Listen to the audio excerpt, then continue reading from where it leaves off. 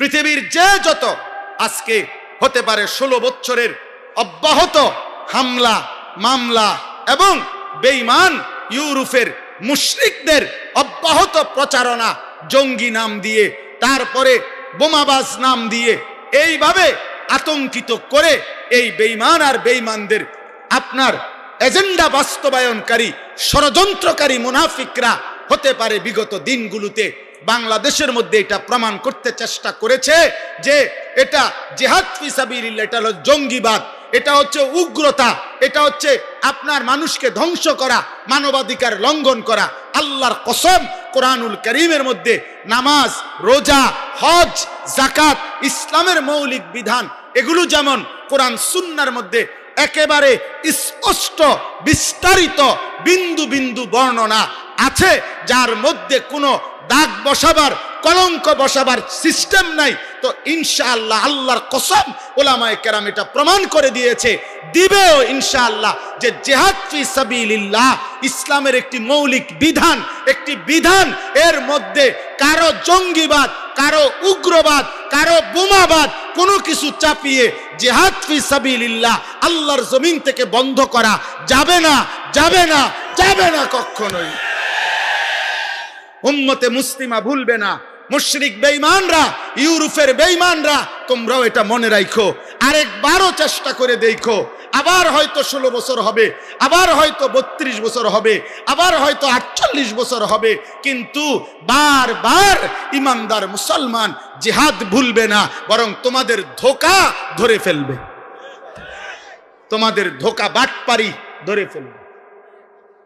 তোমরাই বানাইছো, তোমরাই পাঞ্জাবি লাগাইছো, তোমরাই টুপি বা ফিন্দাইছো, তোমরাই দাড়িওয়ালা বানাইয়া, তোমরাই আপনার নিজের মতো এজেন্ডা বাস্তবায়নের জন্য বোমাবাজ তৈরি করেছ। আমাদের কওমি মাদ্রাসার নিয়মতান্ত্রিক খেদমত করা কোন উলামায়ে কেরাম, কোন তালেবে ইলম, আল্লাহর কোরআন, রাসূলের সুন্নাহ যার কলিজার ভিতরে আছে, সে এমন উগ্রপন্থার কোন কাজ বাংলা না, সারা পৃথিবীর জমিনে কোথাও কেউ করে নাই বেটা, বরং প্রত্যেকটাই ষড়যন্ত্রকারীদের ষড়যন্ত্রের ফসল। অতএব জিহাদ ফি সাবিলিল্লাহ ছিল, আছে, থাকবে। থাকবে কিনা বলেন, থাকবে কিনা বলেন। আরে মুসলমান বলেন, আরেকবার বলেন, জিহাদ ফি সাবিলিল্লাহ বলেন, বলেন, বলেন। সাবিলুনা, সাবিলুনা, আল জিহাদ, আল জিহাদ, তরিকুনা, তরিকুনা, আল জিহাদ, আল জিহাদ। আবার কেউ হয়তো হারিয়ে যাবে, আবার কেউ গুম হবে, আবার কেউ খুন হবে, আবার শহীদ হবে, আবার জেলে যাবে, কিন্তু আল্লাহর জমিনে আল্লাহর কালেমা প্রতিষ্ঠিত বুলন্দ হবেই হবে ইনশাআল্লাহ। কোনো সন্দেহ, কোনো সন্দেহ কারো জন্য আমি আপনি এরকম 2-4-10 লাখ আলেমের জন্য ইসলাম আটকাবে না। আমরা হয়তো চলে যাব, কিন্তু আগামীর প্রজন্ম, নতুন জেনারেশন ইসমানের পতাকা, ইসলামের পতাকা, মাহাদির পতাকা বিশ্বময় উড়াবে ইনশাআল্লাহ। এজন্য জিহাদ থাকবে। আল জিহাদু মাযিন ইলা ইয়াউমিল কিয়ামা। আল্লাহর নবী বলছেন কিয়ামত পর্যন্ত জিহাদ থাকবে। কোন পর্যন্ত? অতএব জঙ্গি বলো, বোমাবাজ বলো, সন্ত্রাসী বলো, উগ্রপন্থী বলো, এডি বলতে বলতে আস্তে আস্তে আর চলে না। বহুত শব্দ এরকম মার্কেটে দিছে, খায় না, খায় না, এগুলা খায় না। অনেক কিছু মাঠে মারা গেছে। এই আগে যেরকম ওয়াহাবি কইতো, অনার এডি খায় না। হ্যাঁ, অনার আগের মতো জিলাপিও বেচা হয় না। দেখছি আমি চারিদিকে তাকাইয়া দেখছি, আগের বেচা কিনা নাই, আগের বেচা কিনা নাই। হ্যাঁ, অতএব এই মৌলবাদ, এরপরে দিয়া প্রগতির অন্তরায়, যত বুদ্ধিজীবী, যত পণ্ডিত, যতবারই ইসলাম ওলামা কওমি মাদ্রাসার বিরুদ্ধে যাই বলেছে, শেষ পর্যন্ত ওদের সব শব্দ ব্যর্থ হয়েছে। জিহাদ, ঈমান, ইসলাম, কালেমা, কোরআন, সুন্নাহ এটাই জমিনে টিকে আছে এবং এটা টিকেই থাকবে, এটা টিকেই থাকবে, এটা টিকেই থাকবে। আমরা সেদিন পত্রিকা আসছিল যে বাংলাদেশের মজলুম আলেমে দ্বীন, আমার দেশের বর্তমান কায়েদে মিল্লাত, যিনি আপনার এই বৃদ্ধ বয়সে উম্মতের দাঁড়ে দাঁড়ে বেকারার হয়ে ঘুরছেন। আমাদের মধুপুরের পীর সাহেব হুজুর কায়েদে মিল্লাত আল্লামা আব্দুল হামিদ পীর সাহেব মধুপুরী, যিনি বিগত সময়ে এতটা কষ্ট পাইছিলেন যে যার 4টা ছেলে যখন একসাথে জেলখানায় ছিল, তখন 4টা ছেলের মামলার ফাইলপত্র নিয়ে এই বাংলাদেশের বহু মন্ত্রী এমপির দ্বারে দ্বারে তিনি ঘুরছিলেন এই বৃদ্ধ বয়সে। সেই মানুষটাকে তখন ওইখানে লিখছে লম্বা রিপোর্ট যে এমনও দিন গেছে, এই বৃদ্ধ মানুষ যখন গিয়া পৌঁছে ওই বেটার কাছে, ওই বেটা বলছে আজকে সময় নাই, অন্যদিন আইসেন। তারাই দিছে। আজকে তারা বিদেশের জমিনে ঘুরতেছে এক জায়গা থেকে আরেক জায়গায় একটু আশ্রয়ের আশায়। আর আল্লামা আব্দুল হামিদ মধুপুরীর এক ডাকে ঢাকার সোহরাওয়ার্দী উদ্যানে 20 লক্ষ মুসলমান খতমে নবুয়তের আন্দোলনে যোগ দিয়েছে। 150-র চাইতে বেশি আন্তর্জাতিক উলামায়ে কেরাম, 150 জনের চাইতে বেশি সেদিন 15ই নভেম্বর 2025 রোজ শনিবার ঢাকার সোহরাওয়ার্দী উদ্যানে অংশগ্রহণ করেছে। এটা যার ডাকে হয়েছে তিনি আব্দুল হামিদ, তিনি আমার মধুপুরের পীর সাহেব আমাদের।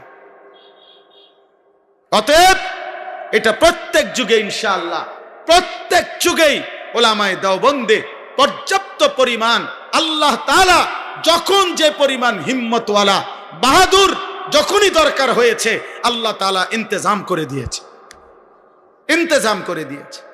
আজকে আমি এতটুকু কথাই আমার সমাপ্তি অংশে আমি এই 4টা কথা বলে ফেলছি। দারুল উলুম দেওবন্দের মূল নীতি কয়টা বলেন? কওমি মাদ্রাসার মূল নীতি কয়টা? তালেবে ইলম তোমরা বলো কয়টা? কওমি মাদ্রাসায় এই মুহূর্তে যারা পড়ো তোমরা আলাদা হাত তোলো তো। মাশাআল্লাহ, হাত তোলো, তোলো, তুলে রাখো। তোমরা বলো তো থাকবো ইনশাআল্লাহ এখানেই, কওমি মাদ্রাসায় থাকবো তো ইনশাআল্লাহ। বলো মৃত্যু পর্যন্ত থাকবো ইনশাআল্লাহ। বলো আল্লাহর দ্বীন নিয়ে থাকবো ইনশাআল্লাহ। বাকি ভাইদের জন্য দোয়া করো যে আমরা তাদেরকে আল্লাহর দিকে ডাকবো ইনশাআল্লাহ। আমরা তাদেরকে গুনাহ থেকে ফেরাবার চেষ্টা করব ইনশাআল্লাহ। আমরা তাদেরকে আলোর পথ দেখাবো ইনশাআল্লাহ। আল্লাহ তৌফিক দান করুন, আল্লাহ তৌফিক দান করুন। বাকি ভাই তোমরা মন খারাপ করো না। দোস্ত হাত জোর করে বলি, কিশোর ভাই, নওজোয়ান ভাই, স্কুল পড়ুয়া, কলেজ পড়ুয়া, তুমি ভাই আমার দুশ্মন না, তুই আমার কলিজার টুকরা ভাই, তুই আমার কলিজার হৃদয়ের অংশ। দোস্ত আমার, তুমি আমার সন্তান, তুমি আমার ছোট ভাই। তোমার কাছে শুধু আমাদের একটাই আবদার, এ প্রিয় সন্তান, প্রিয় জেনারেল পড়ুয়া ছেলেরা, আব্বা তোমার কাছে আমার একটাই আবদার। তুমি জন্মের পরে শুনেছিলা, তোমার যেদিন জবানের কথা উচ্চারিত হতো তুমি বহুবার শুনছো তুমি মুসলমান, তোমার পাসপোর্টে লেখা আছে তুমি মুসলমান, তোমার জন্ম নিবন্ধন সনদে লেখা আছে তোমার ধর্ম ইসলাম, তোমার প্রত্যেক কাগজপত্রে তোমার পরিচয়ের মধ্যে লেখা আছে তোমার ধর্ম ইসলাম। অতএব তোমার বাবা মুসলমান, তোমার মা মুসলমান, তোমার রব আল্লাহ, তোমার নবী মুহাম্মদুর রাসূলুল্লাহ, তোমার ধর্ম ইসলাম, তোমার কিতাব কোরআন। হাত জোর করে অতএব তোমরা যারা জেনারেল, তোমাদের কাছে বলি, তোমরা তোমাদের এই পরিচয় বাপ ভুলে যেও না।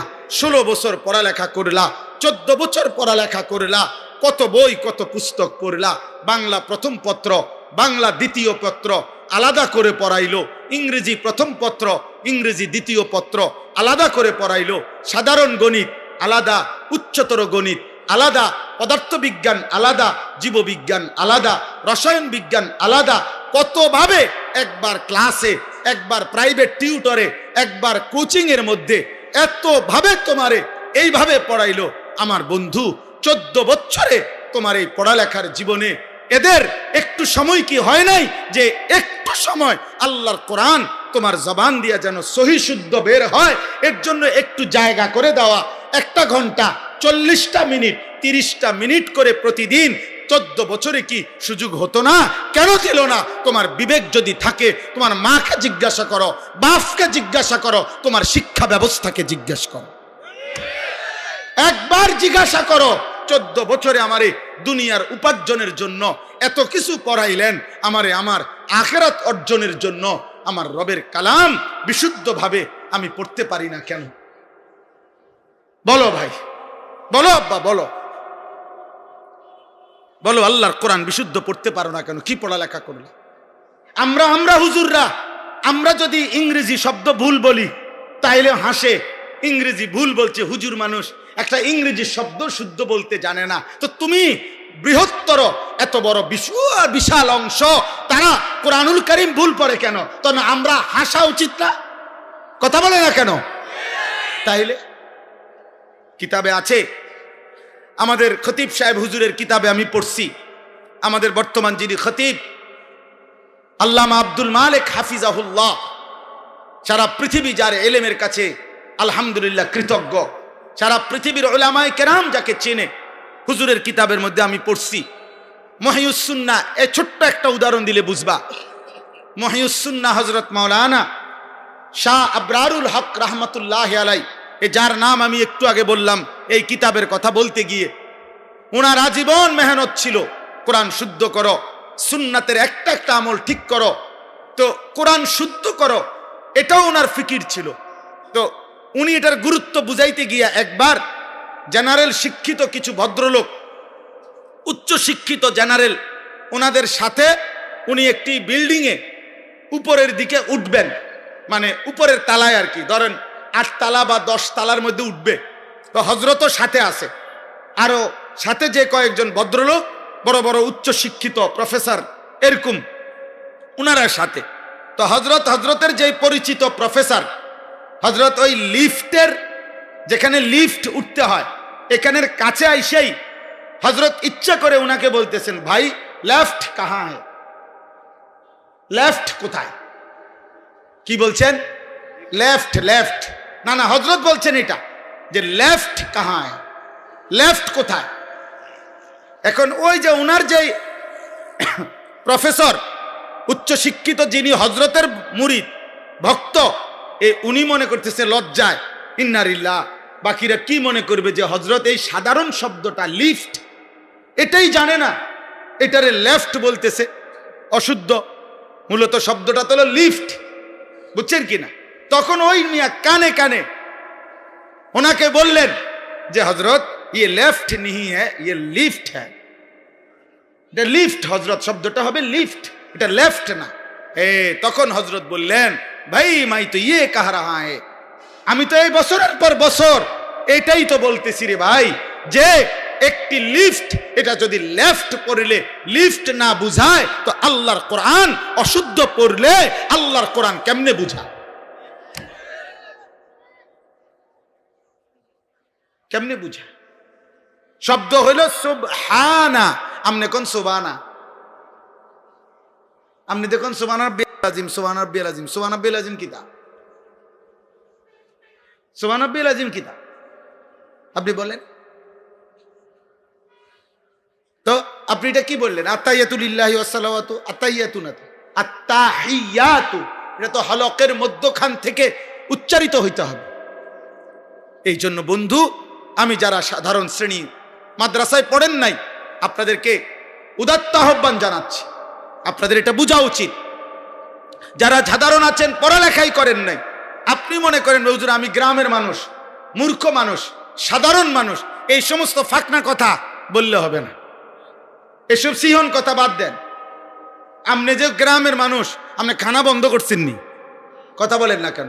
আপনি মূর্খ মানুষ, আপনি নাম দস্তখত করতে পারেন না, আপনি গোশত দিয়ে ভাত খান কেন? এই মূর্খ মিয়া, আপনি শুধু 3 বেলা ডাল দিয়ে ভাত খাবেন, পড়ালেখা করছেন না, আবার গোশত লন কেন? কথা বলেন না কেন? হ্যাঁ, আপনি না বলে মূর্খ, আপনি খাটে খাটে শুন কেন? মানে মাটিত শুবেন। আপনি টাইলস লাগালেন কেন ঘরে? আপনি যে দুনিয়া ভোগ করতেছেন সব সমান সমান, আর আপনি আখিরাতের কথা বললেই আমি মূর্খ মানুষ, আমি অশিক্ষিত মানুষ। আর তো বাংলা অক্ষরের সাথে আরবি কোরআনের কি সম্পর্ক? আপনি বাংলা অক্ষরে না জানেন না, সরু সরে না জানেন না, তো এটার লগে এটা মিলাইছেন কেন? এটার সাথে এটা মিলান কেন? অতএব আল্লাহর কোরআন শিখা, আল্লাহর কোরআন ঠিকা, দিন শিখা, প্রয়োজন পরিমাণ কোরআন সুন্নাহ, হালাল হারাম, জায়েজ না জায়েজ, করণীয় বর্জনীয়, আমার ঘর, আমার ব্যক্তি, আমার স্ত্রী, আমার সংসার, আমার উপার্জন, আমার বাজার, আমার ব্যবসা, আমার লেনদেন, আমার 24 ঘন্টার কর্মকাণ্ডের মধ্যে কোনটা হালাল, কোনটা হারাম, কোনটা আমার করণীয়, কোনটা আমার বর্জনীয়। খোদার কসম, আপনি মাদ্রাসায় পড়েন, স্কুলে পড়েন, কলেজে পড়েন, ইউনিভার্সিটিতে পড়েন, মূর্খ থাকেন, বকলম হন, গ্রামের হন, শহরের হন, সম্পদশালী হন, গরিব হন, প্রত্যেকের জন্য ফরজে আইন, বাধ্যতামূলক, বাধ্যতামূলক, বাধ্যতামূলক।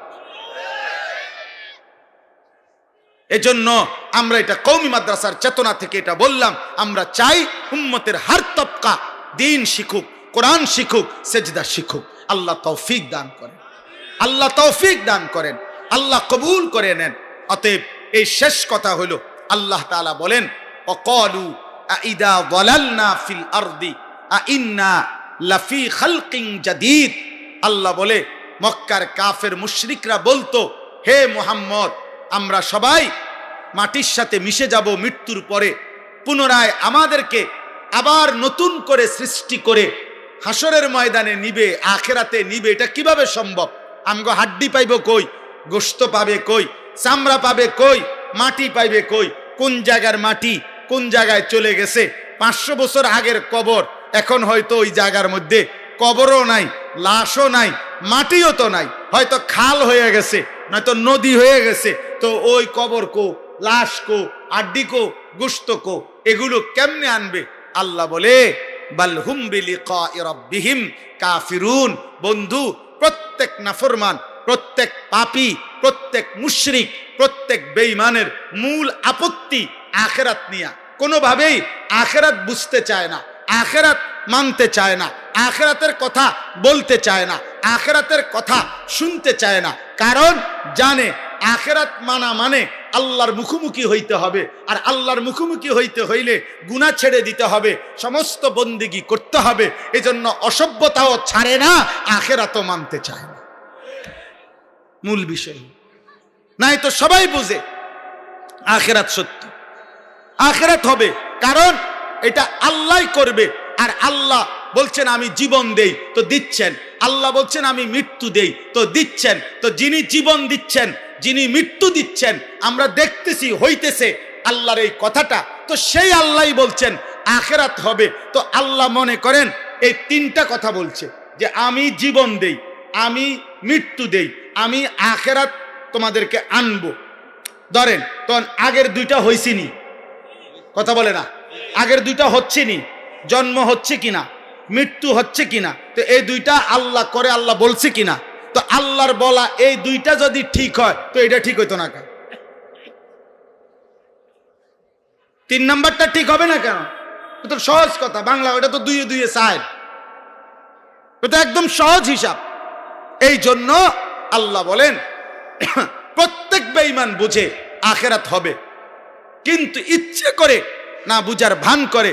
কারণ ওরা জানে আখিরাত মেনে নেওয়া মানেই আল্লাহকে মেনে নেওয়া, আখিরাত মেনে নেওয়া মানেই গুনাহ, চুরি, ডাকাতি, জিনা, ব্যভিচার, মদ, জুয়া, অশ্লীলতা, অসভ্যতা, শিরিক, কুফর, মূর্তি পূজা, এগুলো ছেড়ে দাও। এই জন্য কোনোভাবেই ওইটা কয় না, বরং কয় কিভাবে সম্ভব, কেমনে বানাইবো, হাড্ডি পাইব কই, গোশত পাইব কই, তোর দরকার কি, তোর 14 গোষ্ঠীর দরকার কি তোর এগুলা? যিনি বানাইবে উনি আগের বার সৃষ্টি করছেন, ওইবারে উনি পারলে তিনি এইবার পারবেন না কেন? তোমারেনি বানাইতে কইছে, বানাইবে তো আল্লাহ না। আল্লাহ কোরআনে বলছেন বালা কাদিরিনা আলা আন নুসাউইয়া বানানা। বান্দা শোনো, আমি শুধু আখিরাতে তোমাদের সমস্ত মানুষকে পুনরায় ফিরিয়ে আনবো এটা না, বরং দুনিয়ায় প্রথম থেকে শেষ পর্যন্ত প্রত্যেকটা মানুষের হাতের আঙ্গুলের ভিতরে যে রেখা, এই যে আমরা যে টিপসই দেই বা ফিঙ্গার দেই মেশিনে, ভিতরের যে রেখা, আমরা যেমন এখন বর্তমানে এটারে কি কয়, স্ক্যান করে যে, হ্যাঁ কি কোড, কিউআর কোড। এই কিউআর কোড যেমন বিভিন্ন আঁক থাকে না, এগুলা আলাদা আলাদা দেখতে, তো মনে হয় সবগুলো কি এক, কিন্তু প্রত্যেকটা কোম্পানির এটা আলাদা আলাদা। এটা ওই করলেই, স্ক্যান করলেই আলাদা হয়ে যায়। তো আল্লাহ তাআলা বলেন এই বৃদ্ধা আঙ্গুলের মধ্যে এইটুকু জায়গায় দেখতে সবার বুড়া আঙ্গুল এরকমই 800 কোটি, কিন্তু ভিতরের কিউআর কোড অর্থাৎ ভিতরের রেখা ভিন্ন ভিন্ন ভিন্ন ভিন্ন। তা আল্লাহ বলেন 800 কোটি মানুষ যেই রেখা ভিতরে ভিন্ন দিয়ে আমি আল্লাহ এখন বানাইছি, কিয়ামতের দিন ওই রেখাই দুনিয়ায় যেটা দিছিলাম ওইটাই আমি ফেরত আনব। এই জন্য হাসরের ময়দানে ফিঙ্গার দিলেও আবার আগেরটাই আসবে যেটা দুনিয়া ছিল। আলা আন নুসাউইয়া বানানা, এই বানানা অর্থাৎ আঙ্গুলের অগ্রভাগের রেখা রেখা। তাহলে ভাইয়া আল্লাহ তাআলা বলেন আমি সেটা করব, কিন্তু মূল বিষয় হলো ওরা আমার সাক্ষাৎ চায় না। তো আল্লাহ বলেন এবার শেষ কথা, কুল ইয়াতাওয়াফাকুম মালাকুল মাউতিল্লাযী ওয়াক্কিলা বিকুম সুম্মা ইলা রাব্বিকুম তুরজাউন। আল্লাহ বলেন বন্ধু নবী আমার, আপনি চূড়ান্ত কথা বলে দেন যে তোমাদের প্রত্যেকের জন্য আমি আল্লাহর পক্ষ থেকে নির্ধারিত ফেরেশতা মালাকুল মউত আজরাইল সে তোমাদের মৃত্যু ঘটাবে, জান কবজ করবে। সুম্মা ইলা রাব্বিকুম তুরজাউন, অতঃপর তোমরা সকলেই একদিন হাসরের ময়দানে আমি আল্লাহর সামনে একত্রিত হও। তার মানে হে আমার বান্দা, তোমরা মানো বা না মানো, বোঝো বা না বুঝো, অথবা বুঝেও না বুঝার ভান করো, যত কৌশলী করো, যত ফন্দি করো, যত মাতবরি করো, যত অহংকারী করো, যত বড়াই করো, আজকে হয়তো ইমাম সাহেবরে থামায় দিলা, হুজুররে থামায় দিলা, ক্ষমতা বাহাদুরি যাই করলা, হয়তো দুনিয়ার হুজুর পারল না তোমার সামনে, কিন্তু আল্লাহ বলে বান্দা মৃত্যুও হবে আখিরাতও হবে, এটা নিশ্চিত জেন। কি হবে বলেন না? কি হবে? মৃত্যু হবে। আর কি হবে বলো না ভাই, সবাই বলো না। মৃত্যুও হবে, আখিরাতও হবে। আবার বলেন কি হবে বলেন। অতএব এটা জরুরি। অতএব আমাদেরকে আল্লাহর সামনে যেতে হবে, আল্লাহর মুখোমুখি হইতে হবে, আখিরাত হবেই হবে। আমার ভাই, আমার বন্ধু, আমার প্রিয় কিশোর যুবক ছেলেরা, দোস্ত, আজকে তোমরা অনেক ছেলে আখিরাত ভুলে গেছো, আল্লাহ ভুলে গেছো, মালিক ভুলে গেছো। প্রিয় বন্ধু, প্রিয় ভাই আমার, মালিক ভুলে গেলে, রব ভুলে গেলে, সৃষ্টিকর্তা ভুলে গেলে, আল্লাহর থেকে যার বাঁধন ছিঁড়ে যায়, আল্লাহর সাথে যার সুতার রশি ছিঁড়ে যায়, খোদার কসম সে মানুষ থাকে না, মানুষ থাকে না, মানুষ থাকে না, সে জানোয়ার হয়, জানোয়ার জানোয়ার জানোয়ার হয়। বেটা জানোয়ার, আনআম আনআম আনআম হয়, চতুষ্পদ জন্তু হয়। উলাইকা কাল আনআম, আল্লাহ কোরআনে বলছে। আল্লাহ থেকে সম্পর্ক বিচ্ছিন্ন হয়ে গেল। এজন্য প্রত্যেকের কাছে অনুরোধ, চলো ভাই ইমানে, আমলে, আখলাকে, নামাজে, বন্দিগিতে আল্লাহর সাথে সম্পর্ক গড়বো ইনশাআল্লাহ। গুনাহ ছেড়ে দেই। তালেব ইলম ভাই, তোমাদেরকেও বললাম তোমরা কওমি মাদ্রাসায় জমে পড়ো। আর বাকি জেনারেল ভাই তোমাদের কাছে, দোস্ত, মোবাইলের আসক্তি ছাড়ো, নারীর আসক্তি ছাড়ো, এই নজর হেফাজত করো, চোখ হেফাজত করো। মনে রাখো, তুমি আগায় আসলেও বা না আসলেও আগামীর পৃথিবীতে মাহদি আসবে, দাজ্জাল বের হবে, ইমানের বিজয় হবে, কালেমার পতাকা বিশ্বময় উড়বে। আর আল্লাহ যাদের দরকার তাদের নেবেন। দেখার বিষয় আমাকে নেবেন কিনা। আল্লাহই বলছে বন্ধু দাওয়াত দেন আপনি সবাইকে, লোক নেব আমি। এজন্য নবী আবু বকরকেও দাওয়াত দিছে, আবু জেহেলকেও দাওয়াত দিছে। আল্লাহ বলছে বন্ধু আবু বকরকে নিলাম, আবু জেহেলকে নিলাম না, ওমরকে নিলাম, আবু লাহাবকে নিলাম না, ওসমানকে নিলাম, উতবাকে নিলাম না, আলীকে নিলাম, শাইবাকে নিলাম না। আল্লাহ বন্ধু, আল্লাহ বলছে যে লোক নেব আমি, দাওয়াত দেবেন আপনি, আপনি বলেন সবাইকে, কিন্তু যে কয়জন দরকার আমারটা আমিই নেব। অথচ দুজন, আবু বকর আবু জেহেল কুরাইশ বংশের, ওমর আবু লাহাব কুরাইশ বংশের, উসমান উতবা কুরাইশ বংশের, আলী শাইবা কুরাইশ বংশের, সবাই কুরাইশ বংশের। কিন্তু আল্লাহর পছন্দ হয়েছে যাকে, তাকে নিছেন, যাকে পছন্দ হয় নাই তাকে বিতাড়িত করে দিয়েছেন। এজন্য প্রিয় ভাই, ইসলাম বিজয় হবে, কালেমার বিজয় হবে, মাহদি আসবে, ইমানের পতাকা উড়বে, বিশ্বময় আরেকবার সারা পৃথিবীতে ইসলামের খেলাফত আরেকবার জিন্দা হবে। কিন্তু দেখার বিষয় হলো সেই কাফেলায় আমি, আমার সন্তান, আমার পরবর্তী বংশধর থাকবে কিনা। আল্লাহ আমাদেরকে তৌফিক দান করে। এজন্য ভুল করো না বাপ, কওমি মাদ্রাসার এই ইসলামী মহাসম্মেলন বৃহত্তর দাউদকান্দি মেঘনা তিতাস কওমি মাদ্রাসা শিক্ষা বোর্ডের আজকের এই ইসলামী মহাসম্মেলনে আমাদের দুই পাশে আমাদের শ্রদ্ধেয় মুরব্বী ওলামায়ে কেরামকে সামনে রেখে আমি সমস্ত নওজোয়ানকে উদাত্ত আহ্বান করেছি, বলছি আগামী দিনের ইসলামের জন্য তোমরা প্রস্তুতি নাও। শুধু ইমানদার মুসলমান বাংলাদেশ নিয়ে স্বপ্ন না, একজন মুসলমান সারা পৃথিবী নিয়ে স্বপ্ন ইনশাআল্লাহ। ফজরের ক্যাম্পেইন আমার ভাই মাওলানা সফিউল্লাহ নলচক মাদ্রাসার ওস্তাদ ওই ঘোষণা দিতে গিয়ে বলছে, এটা আমার একটা জিন্দেগির মেহনত, আমি এই মেহনতটা করি, ফজর ক্যাম্পেইনের কাজ করি, অর্থাৎ ফজরের নামাজের মুসল্লি বৃদ্ধির প্রচেষ্টা, ফজরের মুসল্লি যেন বাড়ে।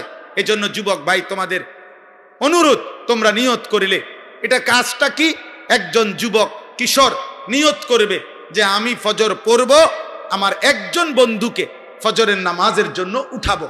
এই তোমরা দুইজন যদি ফজর পড়ো, এবার তোমরা আরো দুইজনকে উঠাবা, চারজনকে উঠাইলে 8 জন, এভাবে ইনশাআল্লাহ বাড়তে থাকবে।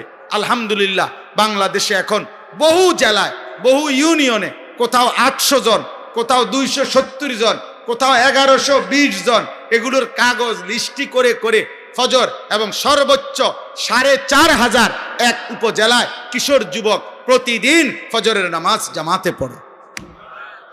এই জন্য ফজরের এই উদ্দেশ্য কি, উদ্দেশ্য ফজরের জন্য মুসল্লি বৃদ্ধির এই চেষ্টা, এবারে নির্বাচনে প্রার্থী হওয়া।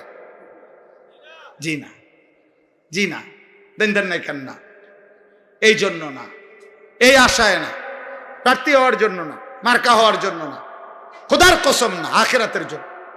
এবং আমাদের এটা বিশ্বাস, হাদিসের সবগুলো বক্তব্য একত্র করিলে এ কথা বোঝা যায় যে ফজরের মুসল্লি যারা মাহাদির সৈনিক তারা। বলেন ফজরের মুসল্লি যারা মাহাদির সৈনিক কারা? ফজরের মুসল্লি যারা দাজ্জালের বিরুদ্ধে লড়বে তারা, ফজরের মুসল্লি যারা সারা পৃথিবীতে ইমানের পতাকা উড়াবে তারা। এজন্য ফজরের পরে মাহাদি ঈসা আলাইহিস সালাম এই দুইজন তাদের ইমানদার মুজাহিদ বাহিনী নিয়ে দাজ্জাল এবং ইহুদিদের বিরুদ্ধে শেষ যুদ্ধ, শেষ লড়াই শুরু হবে ফজরের পরে। আর আসরের ওয়াক্তে মসজিদে আকসা বিজয় হয়ে দাজ্জাল নিহত হবে, ইহুদিদের শেষ ব্যক্তিটাও নিহত হবে, আর আসরের ভিতরে সেদিন মসজিদে আকসা বিজয় হয়ে পৃথিবীময় ইমানের পতাকাও। আল্লাহ তৌফিক দান করেন আমাকে, আমার সন্তানদেরকে, আমার আগামী প্রজন্মকে আল্লাহ কবুল করেন। এই ইসলামী মহাসম্মেলন আল্লাহ ভরপুর বরকত দান করেন। সুবহানাল্লাহি ওয়া বিহামদিহি, সুবহানাকাল্লাহুম্মা ওয়া বিহামদিকা, আশহাদু আল্লা ইলাহা ইল্লা আনতা, আস্তাগফিরুকা ওয়া আতুবু ইলাইক। এশার নামাজ হবে, সবাই আমরা নামাজ পড়ার চেষ্টা করি। আমাদের এই কিতাব, আমাদের এই সাদা গাড়িতে